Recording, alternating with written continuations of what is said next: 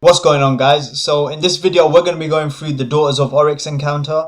Let's go through the mechanics. There are 4 platforms, one in each corner of the room. When you stand on platform, it summons steps that only the Torn player can step on. The order in which the platforms are stepped on determines the way in which the steps are summoned. If a player, however, steps off of any of the platforms, then all the steps will despawn. So at any given time, only 3 out of 4 platforms need to be maintained. The platform directly underneath the spark should always be kept empty. The spark is used to break the Death Singer's shields. Hold square to use the spark when next to one of the Death Singers. Doing so results in the runner being granted an aura of immortality, blocking any incoming damage to anyone within the perimeter of the aura.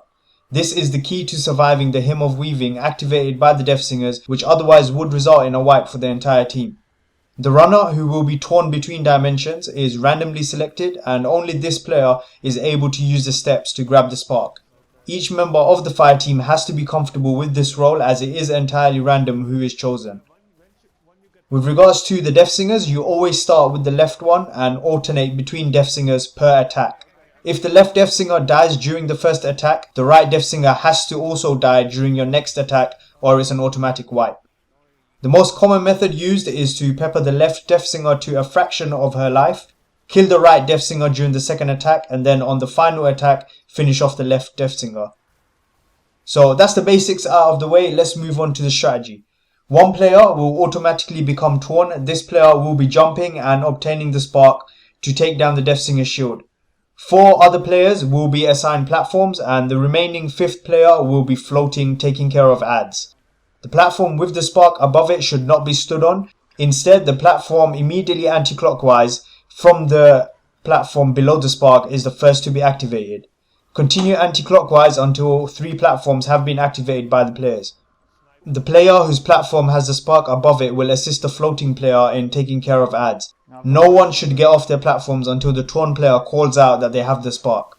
Avoid jumping or using any supers that force you to jump, as this could also disrupt the steps.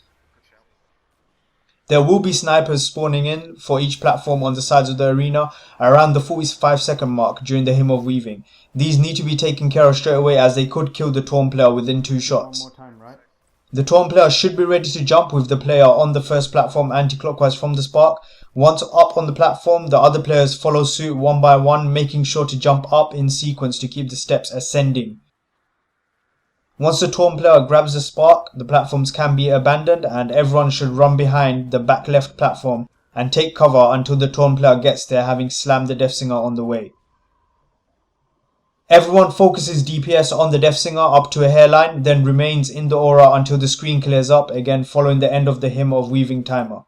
During the next run, everyone will run to the back right instead and use Weapons of Light or any other buffs that they may have to take down the right Death Singer in one go. A random player is chosen to be torn per DPS phase, so if the chosen player previously occupied a platform, it is their job to hand over their role to the floating player. If your entire team have Touch of Malice, it's very easy to take out the Death Singers within 2 DPS phases. Instead of going to the back left and back right, you group up just below the Death Singer platforms and DPS.